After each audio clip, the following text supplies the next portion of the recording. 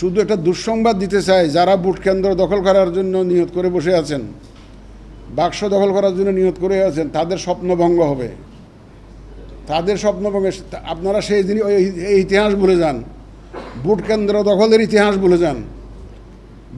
ভোটের বাক্স দখলের নিয়ত যদি থাকে আপনারা দয়া করে সরে আসুন এই নিয়ত থেকে। আমরা অত্যন্ত কঠোর অবস্থানে থাকবো এবার ইনশাল্লাহ। দাঁত ভাঙা জবাব দিতে হবে। তারা ঘুঘু দেখেছে, ফাঁদ দেখে নাই। এবার ফাঁদ দেখবে তারা, যারা মনে করে যে আমরা এই যে কেন্দ্র দখল করে জিতবো, বাক্স দখল করে জিতবো, সেই সুযোগ ইনশাল্লাহ তারা পাবে না।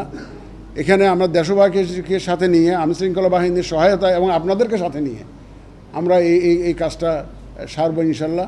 পুরো একটা কনস্টিটিউয়েন্সিতে গোলমাল হয়েছে, কেউ ভোট কেন্দ্র দখল করে এই ধরনের যে অবস্থা সৃষ্টি করেছে, পুরো কনস্টিটিউয়েন্সির আমরা ক্যান্সেল করে দেব ইনশাল্লাহ। সুতরাং একটা সুষ্ঠু, সুন্দর, গ্রহণযোগ্য নির্বাচনের জন্য যে প্রতিশ্রুতি জাতিকে আমরা দিয়েছি, সর্বশক্তি দিয়ে, যতক্ষণ আমাদের সেন্স আছে, সর্বশক্তি দিয়ে নিরপেক্ষভাবে, প্রফেশনালি, একদম পেশাগত দক্ষতার সাথে ইনশাল্লাহ আমরা এটা মোকাবেলা করব। ফেব্রুয়ারিতে ইলেকশন হয়, আমাদের তো ফেব্রুয়ারিতে ইলেকশন করতে হবে। মাননীয় প্রধান উপদেষ্টা অফিস থেকে আমরা একটা চিঠি পেয়েছি যে আগামী ফেব্রুয়ারির প্রথমার্ধে, রমজানের আগে যাতে আমরা নির্বাচনটা অনুষ্ঠানের জন্য প্রস্তুতি নেই, ব্যবস্থা করি, সেই অনুরোধ আমাদেরকে জানিয়েছেন। ওই চিঠি পাওয়ার পর থেকে আমরা কিন্তু আমাদের প্রস্তুতি খুব জোরদার করেছি।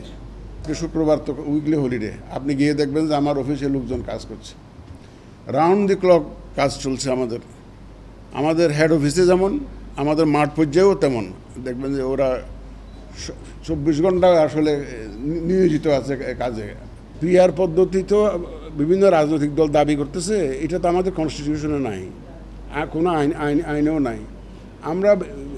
আমরা শাসনতন্ত্র এবং আইন দ্বারা গাইডেড, এর বাইরে আমরা যেতে পারি না। যদি এইরকম কোনো আইন হয়, পিআর পদ্ধতিতে হবে, ওই জন্য কোনো আইন হয়, শাসনতন্ত্র যদি পরিবর্তন হয়, সেটা একটা ভিন্ন প্রসঙ্গ। এটা এখনও রাজনৈতিক আলোচনার পর্যায়ে আছে, তর্ক বিতর্কের পর্যায়ে আছে।